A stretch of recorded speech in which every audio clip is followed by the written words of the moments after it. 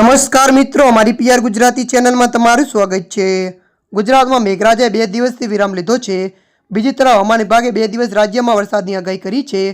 Cyclonic circular સક્રિય થતાં કચ્છ, સૌરાષ્ટ્ર અને દક્ષિણ ગુજરાતમાં વરસાદની આગાહી કરવામાં આવી છે। રાજ્યમાં 40 થી 50 કિમી પ્રતિ કલાકે ઝડપે પવન ફૂંકાશે।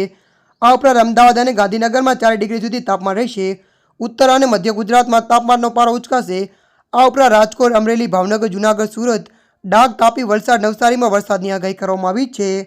ત્યારે મિત્રો વધુ જણાવી દઈએ કે હવામાન વિભાગ પ્રમાણે આગામી સપ્તાહમાં મહત્તમ તાપમાન 5 ડિગ્રીનો વધારો થઈ શકે છે। રાજ્યમાં છેલ્લા 5 દિવસ વરસેલા વરસાદે ભારે નુકસાન પહોંચાડ્યું છે, પરંતુ હવે વરસાદ બંધ થઈ જતાં રાજ્યમાં આકરી ગરમીનો સામનો કરવા લોકોએ તૈયાર રહેવું પડશે।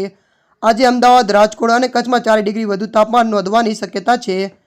ત્યારે મિત્રો હાલ માટે આટલું। મળીશું નવી અપડેટ સાથે। જો તમને અમારો વિડીયો પસંદ આવે, લાઇક, શેર અને સબસ્ક્રાઈબ કરી નાખજો। ધન્યવાદ।